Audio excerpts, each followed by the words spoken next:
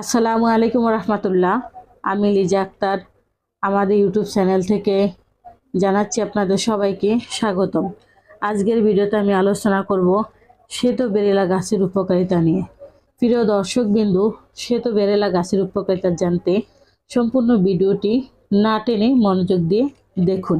শ্বেত বেরেলা বা সাদা ফুল বিশিষ্ট বেরেলা গাছ আয়ুর্বেদিক চিকিৎসায় অত্যন্ত গুরুত্বপূর্ণ একটি ভেষজ।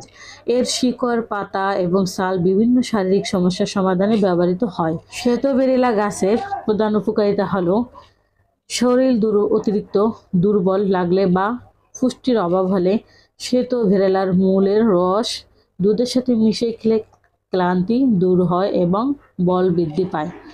মূত্রজনিত সমস্যার সমাধানে যাদের প্রস্রাবে জ্বালাপোড়া বা মূত্রকোচ্ছিতা, প্রস্রাব পরিষ্কার না হওয়া সমস্যা আছে, তারা এই গাছের মূল কাঠ সেবন করলে উপকার পেতে পারেন।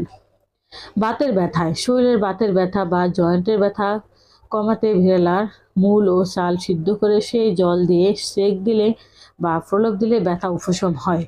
মেদ কমাতে মেদুম্বী বা স্থূলকায় ব্যক্তিদের অতিরিক্ত মেদ জড়াতে শ্বেত বেরেলা সাহায্য করে।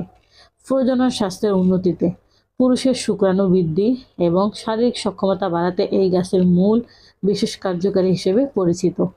সর্দি ও কাশি নিরাময় পুরনো সর্দি বা কাশি কমাতে এই গাছের পাতার রস মধুর সাথে মিশিয়ে খাওয়ার প্রচলন রয়েছে।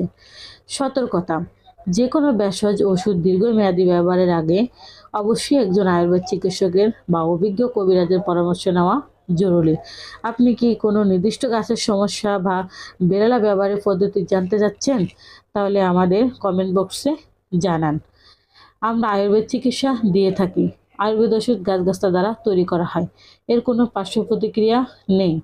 আয়ুর্বেদ ওষুধ আল্লাহর দেওয়া গাছগাছলা দ্বারা তৈরি করা হয়। তার মধ্যে এমন গুণাগুণ রয়েছে যা আমাদের ধীরে ধীরে পুরানো রোগ নিরাময়ের ভূমিকা রাখে। তাই আসুন আমরা আয়ুর্বেদ চিকিৎসা নেই, নিজেও সুস্থ থাকি, পরিবারের সবাইকে সুস্থ রাখি। প্রিয় দর্শকবিন্দু, এত সময় আমাদের সাথে থাকার জন্য আপনাদের সবাইকে অনেক অনেক ধন্যবাদ। আজ এ পর্যন্তই। সবাই ভালো থাকেন, সুস্থ থাকেন। দেখা হবে পরবর্তীতে নতুন কোনো ভিডিও নিয়ে। আসসালামু আলাইকুম রহমতুল্লাহ। আল্লাহ হাফেজ।